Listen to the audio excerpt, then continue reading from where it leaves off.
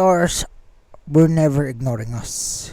What if they're simply listening while one cat tried to thank the people she loved before she went home to the sky?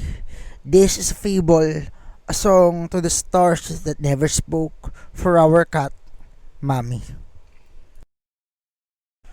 If this tale stirred something in you, a memory, a dream, or a truth, our Ko-fi, Amazon, and Patreon links are in the description. Support helps us keep writing for you and the ones you hold dear. By dusk, Mommy had already taken her throne by the window. It was not really a throne, only the wide wooden sill behind and beside Young's reading chair, where the paint had softened from years of sun and small claws. Still, everyone in the house knew it belonged to her. Jess had once tried placing a stack of books there, old paperbacks with bent spines and notes stuck like leaves between the pages, but Mommy had stared at him with such wounded authority that he removed the boxes and the books without a word. Since then, the seal remained empty except for the blanket, a faded square of cream cloth that smelled faintly of laundry soap, milk, rain, and the long private history of a cat who believed the sky owed her an audience. That evening, the house moved in soft pieces around her. The rice cooker clicked in the kitchen with a sigh of steam. Somewhere downstairs, Bill's podcast equipment gave a sleepy little buzz before she slapped it silent and muttered, "Even the microphone is tired of me." Yejin laughed quietly from the dining table, though her eyes had been following Mommy all afternoon. Jiyun stood by the stove, stirring broth with slow circles and humming a melody nobody named. It was half a lullaby, half old love song, and the kind that seemed to know the shape of rain before the first drop fell. Ween sat near the window with both hands wrapped around the mug, watching the sky darken as though it had forgotten something important. Young brushed Mommy's fur with her fingers. "You're thinner," she whispered. Mommy did not answer. She only blinked, slow and royal, and her eyes catching the last of the sunset until they looked like two tiny moons floating in a bowl of amber. Jess noticed the way her breathing came now, not loud and not alarming, but uneven enough to make his chest tighten. She had once slept into his desk, in one clean motion, scattering pens, stepping on drafts, running and ruining entire paragraphs with a paw and an opinion. Now even climbing the sill had taken an effort. One paw, one pause, and another paw. The small body gathering itself like an old song trying to remember its first note. He said nothing. Some truths entered the room wearing socks. "Food is almost ready, John," called gently. Mommy's ears twitched, but she did not turn. That hurt more than Jess expected. For years, food had been her religion. The crackle of a bag, the scrape of a bowl, the forbidden scent of fish, all of it could summon her from any hidden kingdom in the house. She had come running through hallways like thunder wrapped in fur. Now the broth, the steamed rice, warmed the air, and Mommy stayed before the glass and staring beyond the city lights. "Maybe she's waiting for the stars," Ejin said. Beau leaned against the doorway. "Our tiny old diva has a concept of schedule. Please respect the artist." It was meant to be funny, and for a moment it worked. Young smiled and Ween's mouth softened. Even Jess gave a breath that nearly became a laughter, but the joke faded quietly, leaving its outline behind, the way a handprint stays briefly on a fogged glass. Outside, the clouds dragged themselves across the sky. The first stars should have appeared by then, timid silver pins over the roofs. But evening remained close. The apartment lights in the neighboring buildings blinked one by one. Street lamps trembled in puddles left by the earlier rain. Electrical wires hummed faintly, stretched black against the violet air. Mommy lifted her head. A sound came from her throat. It was not quite a meow, not yet a song. Something smaller, thinner, as if she had opened a little door inside herself and found wind there. Young's hand stilled. Mommy?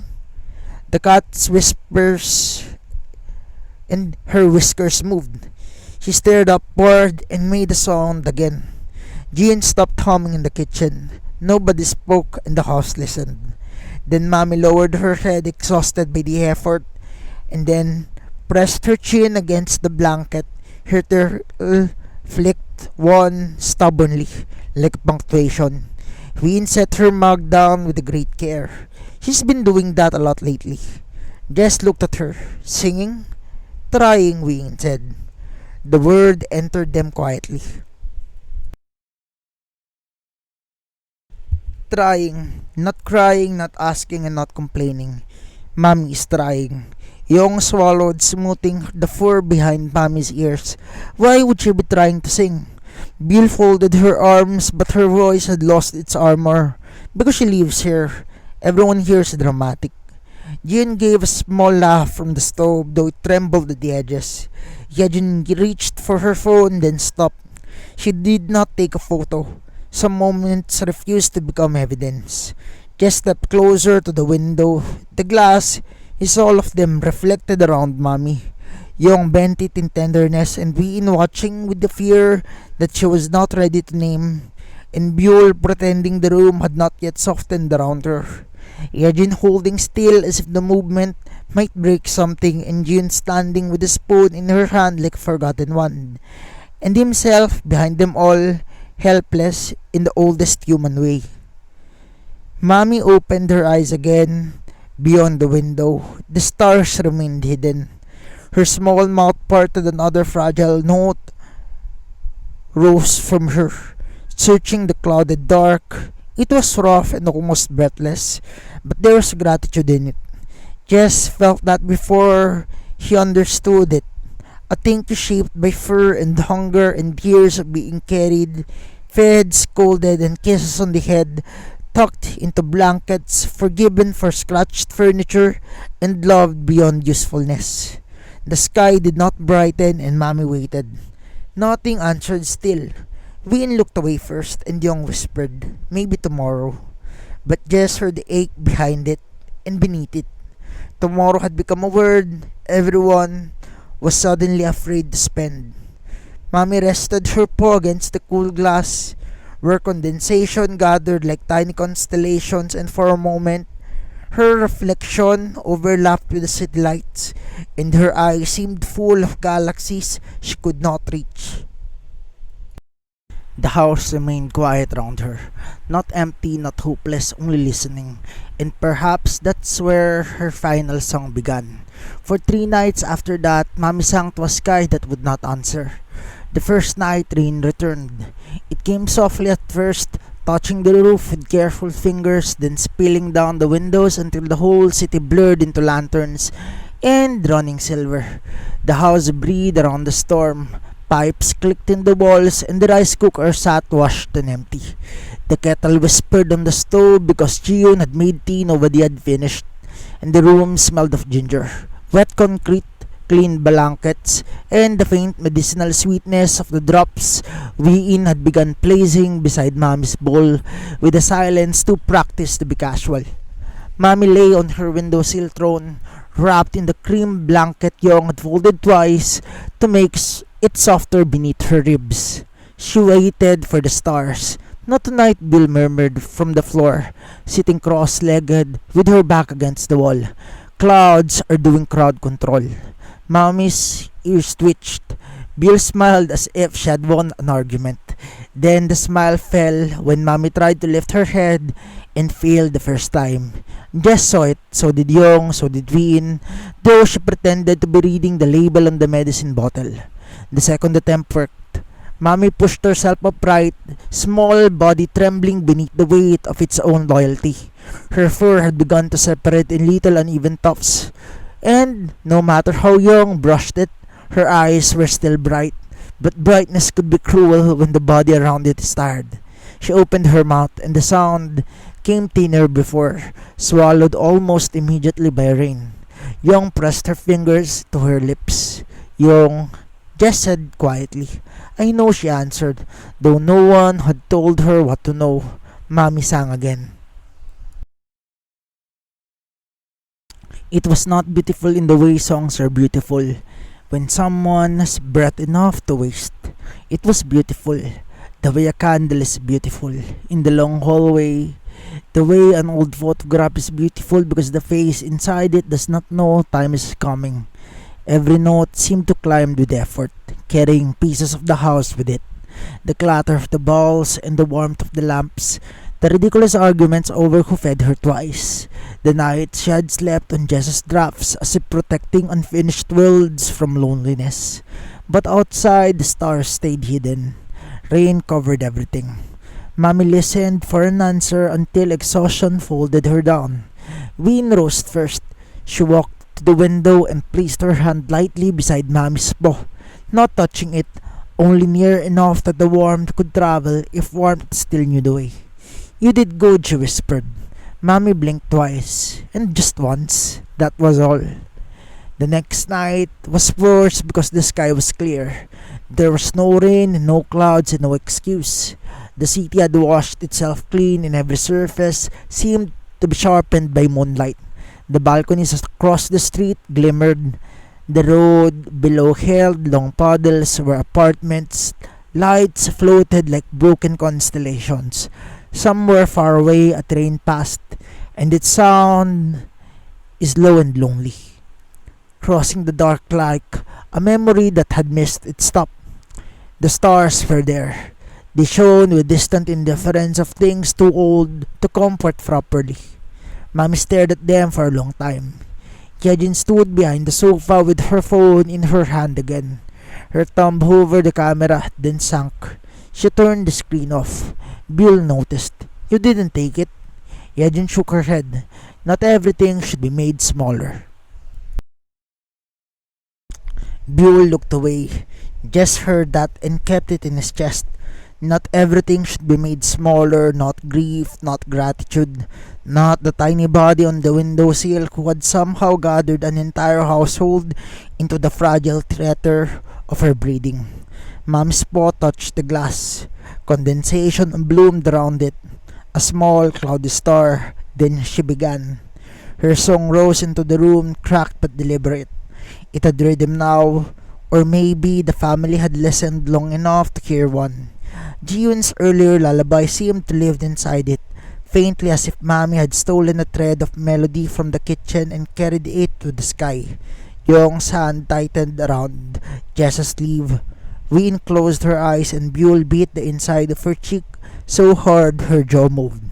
Mommy sang to the stars and the stars shone, but nothing changed. No sudden brightness, no comet bending near, no silver written across the heavens, only distance, only light already dead and still arriving, and only the awful patience of the universe. Mommy waited away. That was the part that hurt them. She believed listening should become a reply. She believed love should make noise. And when silence returned, she lowered her head very slowly, as if ashamed of being unheard. "No," Ween said. Everyone turned, and Ween's voice had become sharper than she intended. She softened immediately, kneeling beside the window. "No, Mommy, don't do that." Mommy looked at her. "You didn't do anything wrong," Ween said, and the words seemed older than the room. "Sometimes the sky is just stupid." Buell gave a wet laugh. True, terrible audience. Young wiped at her cheek before the tear could fall properly, and maybe they heard, maybe the stars are just bad at clapping. Jess tried to smile, but his throat closed around it. Mommy blinked slowly at them, and for a moment she looked almost amused and almost herself, the tiny queen tolerating the foolishness of her court. And then she shifted, and Jiyun came with a food bowl. "Just a little," Jiyun said, "for me." Mommy sniffed it once. This would have been a festival, but now she took only a few careful bites. Jiyun watched each one as though counting blessings that could not be renewed. Later, when the others drifted into an easy task, just stayed beside Mommy. He did not touch her at first. He feared his hand would become an ambition. He had touched dying things before in stories, had written novels, last words, and golden departures. But life did not obey the mercy of the drafts. Life left balls half full, half made. Brave creatures struggled to climb furniture. Life turned tomorrow into a door nobody wanted to open.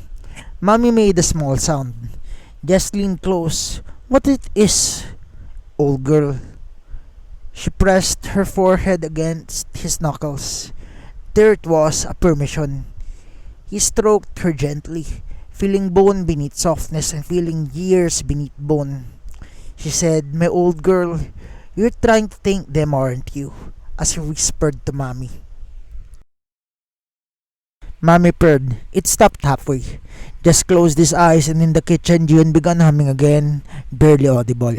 But this time, Yong joined her from the hallway without realizing it. A line of melody passed from room to room in unfinished, tender, almost afraid of itself. Bill did not sing, but she stared near enough to hear, and Yejin sat by the window with no camera. Win placed the medicine bottle back in the drawer, then left her hand there at the moment it was no longer the necessary. Mommy listened, and for the first time she did not look at the stars. She looked at the house, at the people who had become her weather, her country, her little flawed constellation of warm hands and worried voices. And still, when midnight deepened and the sky widened beyond the glass, she lifted her head once more. One fragile note and one thank you. One unanswered spark sent upward. The stars did not answer, but the house did. Not with song yet, not fully. Only with breathing, only with staying. Only with the quiet promise that when her voice failed, someone would still be there to carry the rest. On the fourth night, the house stopped pretending. Nobody said it aloud. Nobody gathered everyone into the living room to speak the terrible sentence, waiting at the edge of every thought. But grief had already begun rearranging the rooms. The sink remained full longer than usual because Chion forgot to wash the bowls.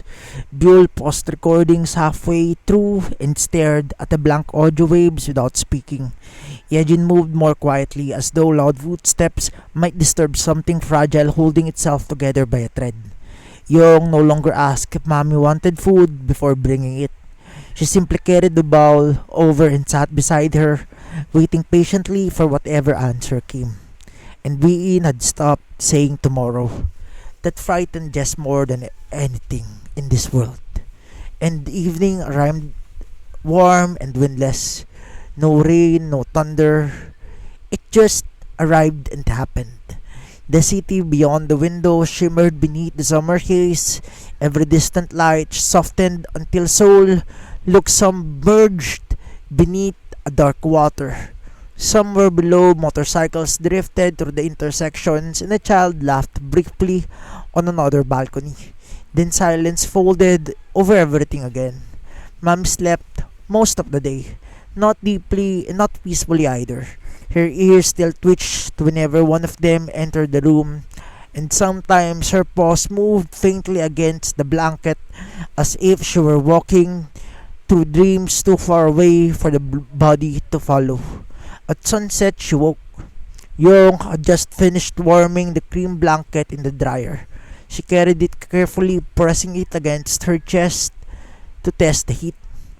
Mommy used to love that.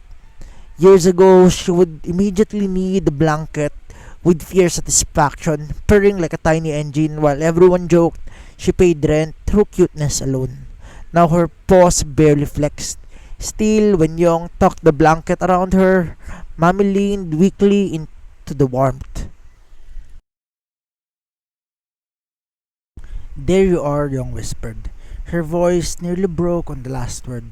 Just watched from the doorway. He remembered the first winter Mommy spent with them.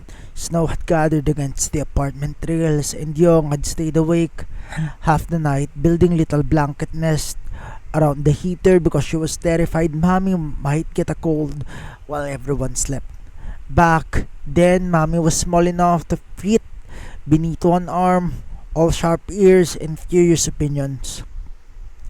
Now the old cat looked smaller in a different way. Not tiny, just fading. Jiun entered quietly with the tea balanced on a tray. The cups trembled against the ceramic from how carefully she carried them. You all need to drink something, she murmured. Nobody argued, and the steam rose between them like the smelling of honey and ginger. Brian wrapped both hands around her cup, but she did not sip. And then Buell sat on the floor beside the couch, knees drawn up, staring toward the window where the first stars had begun appearing faintly beyond the haze. Yejin looked at Mommy, then everyone else, then back again. Just realized she was just memorizing them. Not photographing, memorizing. The shape of Young's bent shoulders, the tired shadows beneath Win's eyes, the way Jiun hummed unconsciously whenever silence became unbearable, the way Buell kept making jokes right before tears arrived, and the way the room itself seemed to breathe around the windowsill, now just orbiting the fragile creature resting there. Mommy opened her eyes slowly. The stars had come, tiny tonight, dim, half drowned by city light but present. She lifted her head. "No, sweetheart," Young whispered immediately. "You don't have to." Mommy looked at her, then toward the sky again. Jess felt something twist painfully inside him. It was not stubbornness driving her anymore. It was devotion. The kind creatures carried when they loved without language, large enough to explain it. Mommy opened her mouth. The first note barely emerged, a thin rasp. She tried again. This time, the sound carried farther, trembling through the room like a thread pulled carefully through the fabric. Jiun's humming stopped at once, and Wei-in stared downward at her untouched tea. Buell rubbed her face quickly before anyone could notice, and Mommy sang. The melody was fractured but familiar now, in fragments of Jiun's lullaby and fragments of Young singing absent-mindedly while cleaning, fragments of the nonsense tunes Buell made to annoy everyone at 3 in the morning, tiny pieces of home stitched together in one failing song. And then just realized that Mommy had been learning them all these years. The house fell completely silent around her voice. Outside, the stars listened in their terrible, beautiful distance. Nothing answered, but Mommy sang anyway. Halfway through the melody, her breathing faltered sharply. Young froze. "Mommy?" The cat swayed slightly where she sat. Ween stood immediately. Cough forgotten. "Easy, baby, easy," she said, comforting Mommy. Mommy tried to continue. One more note. It cracked apart into coughing. Jess moved before thinking. One hand steadied her small body while Ween gently rubbed beneath her chin. Mommy's breathing sounded wrong now, uneven and shallow, each inhale arriving like someone struggling upstairs with heavy bags. "No more," Young whispered desperately. "Please." Mommy looked toward the window again, still trying and still reaching. Buell suddenly stood up so fast her knees hit the table. "Okay, that's enough." Everyone looked at her. Her eyes were wet. "You hear me," she said, voice shaking towards an anger she wouldn't know because anger was easier to carry. "You already thanked us already. You've thanked us like a million times every time you sat on our laps, and every time you screamed for food at 5 a.m. Every time you ruined Jess's drafts." A weak sound escaped Jess that almost became laughter. Buell wiped her face harshly. "Seriously? You think stars deserve a better concert than us?" Mommy blinked slowly at her, and for one tiny moment, impossibly, the old spark returned. The diva and the tyrant queen of the apartment. The cat who once slapped Buell directly in the face for singing too loudly during karaoke. We knelt beside the sill. The room softened immediately around her, and Jess saw it happen. Even the silence changed shape. Ween placed one hand carefully atop the blanket, close enough for Mommy to feel the warmth beneath her fur. You don't need the stars to sing back, she whispered. Mom's breathing slowed slightly. Ween swallowed hard. Stars don't do that. They just. Her voice cracked softly. They just stay there and listen. Nobody moved.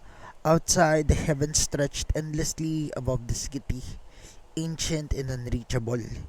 Inside, 6 people gathered around one dying cat, as though protecting a candle from the wind. Mommy's eyes drifted between them, and just wondered what she saw. Not idols, not legends, not the poets or the singers or the dreamers. It was just her family, her strange warm constellation of sleepless humans and unfinished songs. Mommy opened her mouth one final time that night. The sound that emerged was smaller than before but softer too, less pleading and more peace.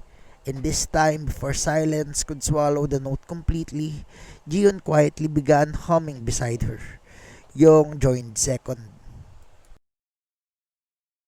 Then Buell, voice uneven and embarrassed, just followed after and Yejin too. And finally Wee-in, whose voice entered the last dawn, entering a dark room, slowly enough to not frighten anyone. Mommy stopped singing. She listened instead, her eyes half closed, her breathing easy and easing little by little, beneath the warmth of the blanket. Outside, the stars burned silently all over the sleeping city, but for the first time, they no longer felt absent. Near dawn, the apartment became quieter than sleep. Not empty, it was never empty. It is the kind of quiet that arrives after the tears have exhausted themselves and even grip steals for a while, listening to its own breathing beyond the windows. The city had dimmed into a soft blue shadow, and towers stood pale against the horizon. Neon signs blinked themselves tired, and somewhere below, an early delivery truck groaned through wet streets. And then even the sound drifted away. Mommy lay wrapped in the cream blanket on the windowsill throne she could no longer climb alone. Jess had her carried there gently an hour earlier. She had protested weakly at first, pride surviving, longer than strength, but once she settled against the warmth of the blanket, she relaxed. Her tiny paws rested near the glass where dawn condensation gathered like silver dust. Her breathing remained shallow, but calmer now, as though she had stopped fighting the river and begun floating with it instead. Nobody had gone to bed. Young sat closest, knees tucked beneath her on the floor, one hand resting lightly against Mommy's side so she could feel every breath arrive. Ween leaned against the couch beside her, exhausted eyes fixed on the dark sky. Buell sat cross-legged near the coffee table, with swollen cheeks from crying in secret bathroom trips she thought nobody would notice. Yejin remained near the balcony curtains, watching the room with the stillness of someone trying to memorize a dream before waking. Jiun held the mug, gone cold long ago, humming now and then under her breath without realizing it. Just stood by the window. The stars were fading, not disappearing, simply retreating before morning, like old lanterns lowered gently one by one. Mommy noticed. Her ears twitched quickly. No, Young whispered immediately, understanding somehow. They're still there. Mommy lifted her head a little. The movement cost her. Jess saw the effort travel through her whole body like a pain crossing water. Then came the sound, small and fragile, a final attempt at a song. Ween covered her mouth instantly. Buell bowed her head. The note trembled in the room like the last ember inside dying fire. Just stepped forward carefully until his reflection joined Mommy's in the glass. You don't have to carry this alone anymore, he whispered. Then Mommy looked at him. Outside, dawn spread slowly across the heavens. The sky turned deep indigo, then bruised violet, then softening blue. A few stars still lingered stubbornly in the distance, faint but present. They were listening. Jess knelt beside the windowsill. Then he began to sing quietly at first. Not performance, not polished technique, just a human voice carrying love the only way it only knew how. An old melody from years ago. One he used to hum while writing late at night when Mommy slept across his papers like a furry editor refusing deadlines. Young joined him almost immediately. Her voice trembled so badly that the first line nearly disappeared, but just reached for her hand without stopping the song. She squeezed back hard enough to hurt. Then Jian's harmony entered, soft as candlelight, and then Yejin. Then Jewel, who laughed once through the tears because her voice cracked halfway through the verse, and Mommy used to glare at her whenever she sang off key. And then finally Ween. When Ween's voice arrived, the room changed.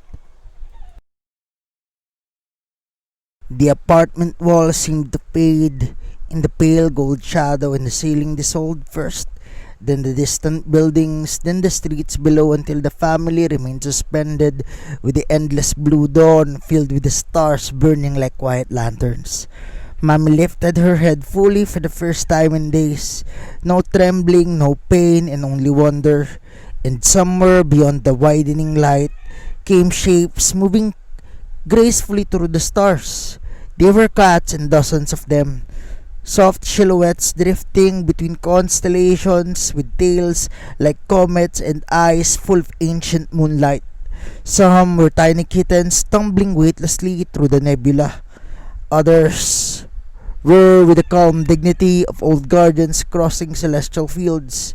One approached slowly, a white cat with a torn ear and golden eyes. Mommy stared, then made the smallest sound Jess had ever heard from her. It was joy. The family song broke apart into tears and laughter all at once. Young buried her face against Jess' shoulder, and Ween openly sobbed, one hand pressed against her mouth.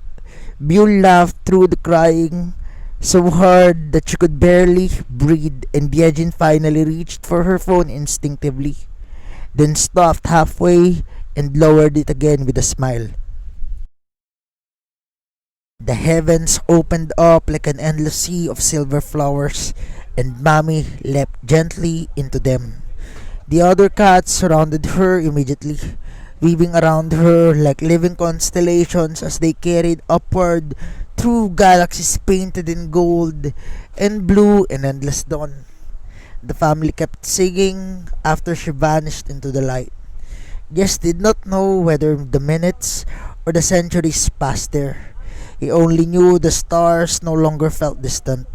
They felt full and listening, and far above the waking earth, among the drifting nebulae and quiet cosmic rivers, one small cat finally sang without pain beneath an audience that had been listening all along. The heavens opened up like an endless sea of silver flowers, and Mommy leapt gently into them. The other cats surrounded her immediately, weaving around her like living constellations as they carried upward through galaxies painted in gold and blue and endless dawn. The family kept singing after she vanished into the light. Jess did not know whether the minutes or the centuries passed there. He only knew the stars no longer felt distant. They felt full and listening, and far above the waking earth, among the drifting nebulae and quiet cosmic rivers, one small cat finally sang without pain beneath an audience that had been listening all along. I create these stories, poems, and little worlds each day for my beloved Ween. If they bring you comfort or a smile too, please give it a like, share it with someone who needs it, and subscribe to join us on this little journey.